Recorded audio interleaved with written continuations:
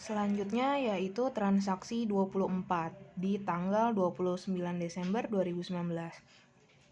Nah, di sini kita itu membayarkan kepada bagian personalia, jadi masih di dalam bagian kantor ya, sebesar 19 juta rupiah. Ini tuh untuk keperluan pembayaran gaji karyawan bulan Desember dengan rincian sebagai berikut. Gajinya itu sendiri di bulan Desember itu adalah sejumlah 20 juta.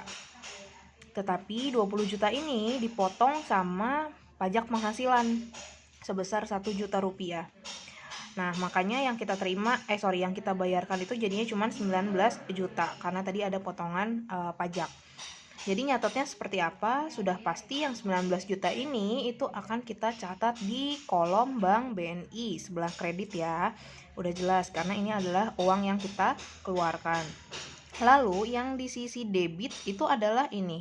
Ini adalah beban gaji atau gaji yang harus kita bayar di sebelah debit ya, karena beban itu kalau bertambah memang di debit sebesar 20 juta. Nah, yang satu lagi yang potongan pajak ini adalah bahasa Inggrisnya income tax article atau pendapatan pajak. Dan kalau pendapatan itu kan bertambah di sebelah kredit. Jadi ini di sebelah kredit. Lalu cara mencatatnya ini tanggal 29, keterangannya gaji karyawan Desember. Yang tadi di sebelah debit itu adalah beban gaji atau bahasa Inggrisnya wages and salaries expense sebesar 20 juta. Nah, yang di Bank BNI ini 19 juta kan yang kita keluarkan.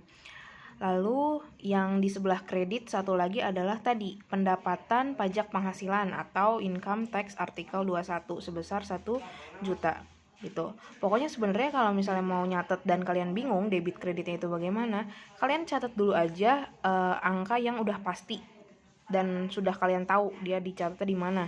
Kayak misalnya tadi uang yang kita keluarkan kan 19 juta, berarti nyatetnya di sebelah kredit Bank BNI.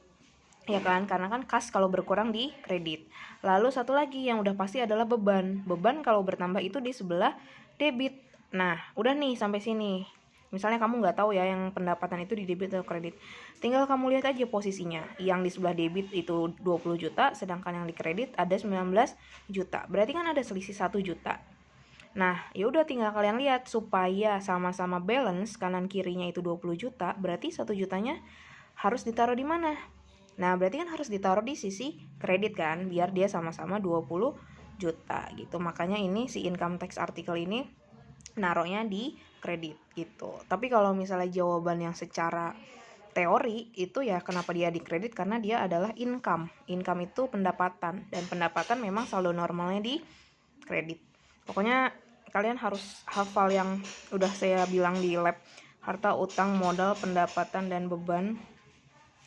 Ini kalau bertambah di mana, kalau misalnya berkurang di mana. Ini di D, K, D.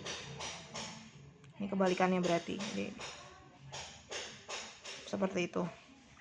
Nah, ini adalah rumus dasar di akuntansi, persamaan dasar. Jadi kamu harus tahu, dan kamu juga harus tahu akun-akun yang terdapat di harta apa aja, yang terdapat di utang apa gitu. Jadi silahkan cari aja di internet gitu, dan kamu catat di buku catatan kamu biar kamu tuh nggak lupa dan selalu tahu, oh kalau pendapatan di mana, kalau beban di mana.